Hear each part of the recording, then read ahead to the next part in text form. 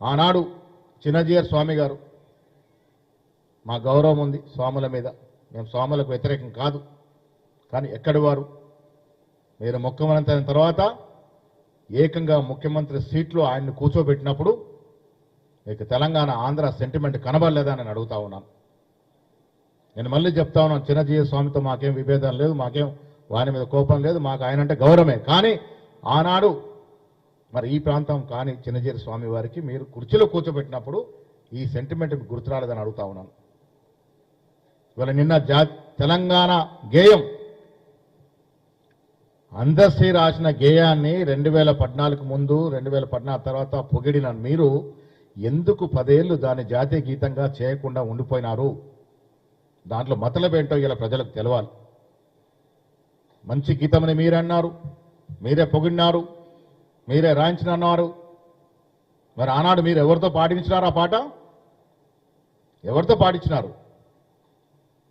ఆంధ్ర గాయకుడు పాడలేదా ఆ పాటని? రామకృష్ణ అనే ఆంధ్ర గాయకుడు పాడలేదా? మీరే కదా దాన్ని పాటించింది.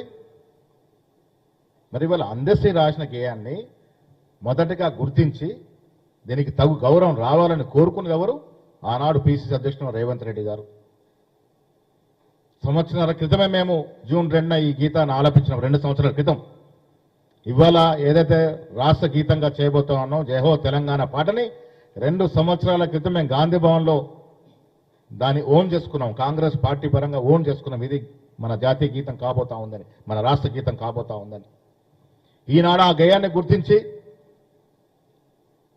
ఒక మంచి సంగీతం కావాలని ఆస్కార్ అవార్డు గ్రహీత అందశ్రీ గారు, నేను రాసిన పాటకి అందం రావాలంటే ఒక మంచి సంగీతం దీన్ని సమకూర్చాలని కీరవాణిని సంప్రదిస్తే ఇవాళ మీకు నొప్పి పుడుతూ ఉంది. నాకు తెలిసి కళకి, కళాకారులకి ప్రాంతాలు, విభేదాలు, మతాలు అంటకుట్టకూడదు. మీరు 45 ఏళ్ళు రాజకీయ జీవితంలో ఉన్నారు, మీకు తెలియదా ఈ మాట అని అడుగుతా ఉన్నాను.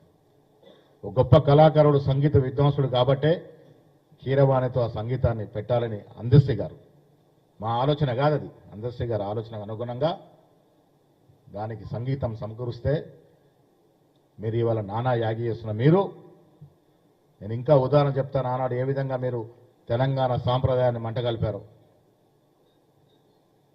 యాదగిరి గుట్ట అంటేనే ప్రజల గుండెల్లో దిట్ట, ప్రతి బీదవాడి గుండెల్లో చొచ్చుకుపోయిన పేరు. ఆ యాదగిరి గుట్టను యాదాద్రిగా మార్చడమే కాదు, ఆ పనులు మీరు ఎవరికి ఇప్పించినారు? ఆనంద సాయి. ఎవరి ఆనంద సాయి? ఎక్కడివాడు?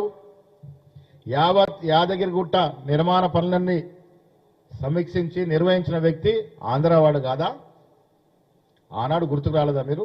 మీకు గుర్తుకు రాలేదా ఆంధ్రవాడితో ఈ గుడి కట్టించకూడదని? ఆనాడు మీరు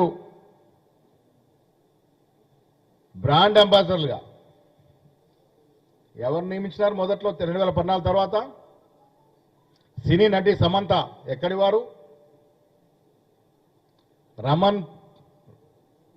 రకుల్ ప్రీత్ సింగ్, నాకు తెలియదు, కేటీఆర్ బాగా తెలుసు హీరోయిన్ల గురించి.